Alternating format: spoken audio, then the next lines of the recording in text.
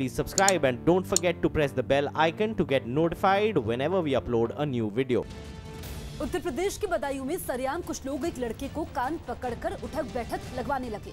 आरोपी की बहन से छेड़खानी का विरोध करने पर उसके भाई को अगवा कर इन लोगों ने सरेआम मारपीट और उसका जुलूस निकाला।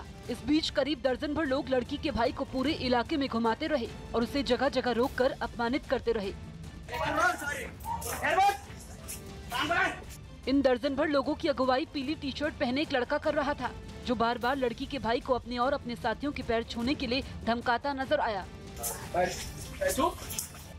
आरोपियों में एक मोबाइल से इस पूरी घटना को रिकॉर्ड कर रहा था, जिसमें साफ दिखा कि जुलूस के साथ कई लोग चल रहे थे। लेकिन आरोपी की किसी ने भी इस घटना का विरोध नहीं किया, जिसकी वजह से आरोपी बेखौफ होकर घंटों लड़की के भाई को पूरे इलाके में घुमाते रहे और फिर उसे एक इलाके में ले गए जहां पहले से आरोपियों के घर वाले मौजूद थे। इस बीच पीली टी शर्ट पहने आरोपी ने बारी बारी से अपने घर वालों के पैर छूने के लिए भी लड़की के भाई को मजबूर किया। शराब के नशे में तुमने मारा इन्हें। इसी बीच पीली टी शर्ट पहने आरोपी अपने ऊपर लगे छेड़खानी के आरोपों पर सफाई देने लगा। उन्होंने हमें वो संस्कार नहीं दिए हैं कि हम किसी प्रोग्राम में जाएं और वहाँ की माँ बहनों को छेड़ें। इस घटना के बाद पीड़ित की मां ने बिनावर थाने में 12 लोगों के खिलाफ मामला दर्ज करवाया, जिसके बाद पुलिस ने 6 आरोपियों को गिरफ्तार कर लिया। पूरे कस्बे में उन्हें घुमाया और उसकी बेइज्जती की। इसमें मारपीट में शामिल थे, 6 लोगों को पुलिस ने गिरफ्तार कर लिया है। बताया जा रहा है कि ये पूरा विवाद एक शादी के समय छेड़छाड़ की घटना को लेकर शुरू हुआ। आरोपी की मारपीट का बदला लेने के लिए आरोपियों ने लड़की के भाई को घटना के एक दिन बाद अगवा कर लिया था।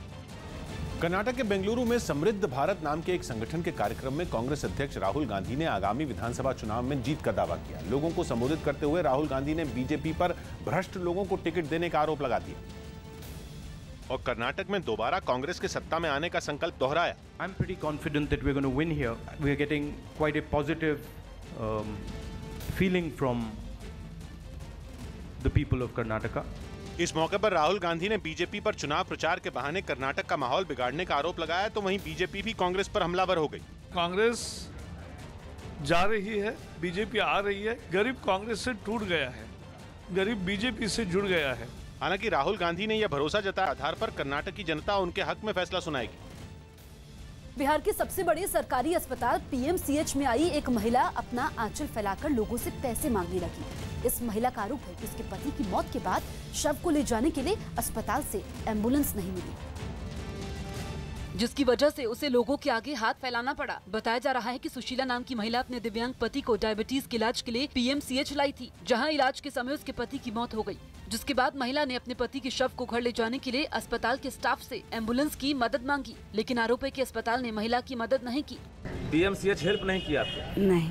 एम्बुलेंस नहीं मिलने की वजह से करीब 4 घंटे तक दिव्यांग का शव अस्पताल परिसर में ही पड़ा रहा। ऐसे में जब अस्पताल से मदद नहीं मिली तो लोगों ने पैसे देकर गरीब महिला की मदद की। अपने पति के लिए भीख मांग रही थी कि उसके पास पैसे नहीं था कि उसका डेड बॉडी ले जाए घर। वह औरत का लाचारी देखकर, बेबस होकर देखकर 100 का नोट हम दिए हैं।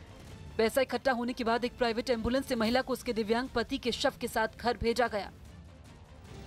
बिहार के वैशाली में एक शादी समारोह के दौरान दूल्हा और दुल्हन मिलकर पंडाल में झाड़ू लगाने लगे। झाड़ू लगा रहे जोड़े ने दावा किया कि उनका मकसद स्वच्छ भारत अभियान को बढ़ावा देना है, इसलिए अपनी शादी में उन्होंने खुद ही सफाई का जिम्मा उठाया। वहां मौजूद सभी लोगों ने उनकी इस पहल का स्वागत किया और उनमें कुछ ने उनका साथ भी दिया।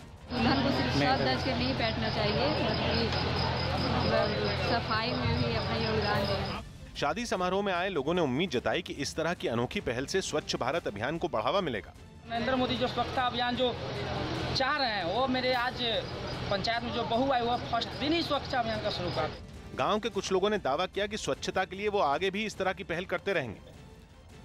दिल्ली सरकार पर एक बार फिर एक बड़े घोटाले का आरोप लगा है। दिल्ली श्रमिक यूनियन के अध्यक्ष सुखवीर शर्मा ने शिकायत दर्ज करवाई है कि श्रम विभाग के अधीन कंस्ट्रक्शन बोर्ड में 139 करोड़ का घोटाला हुआ है। दिल्ली सरकार में ये विभाग मंत्री गोपाल राय के अधीन आता है। आरोपों के मुताबिक कई ट्रेड यूनियन ने इन फर्जी मजदूरों को अपने यहाँ रजिस्टर्ड दिखाया। सरकारी खजाने से 139 करोड़ रुपए इन फर्जी मजदूरों के नाम पर हड़प लिए गए। सुखवीर शर्मा की शिकायत पर एंटी करप्शन ब्रांच ने श्रम विभाग के अज्ञात अधिकारियों के खिलाफ केस दर्ज कर लिया है। वहीं एसीबी प्रमुख अरविंद दीप ने न्यूज 18 इंडिया से कहा कि जल्द ही इस मामले में कुछ लोगों से पूछताछ की जाएगी।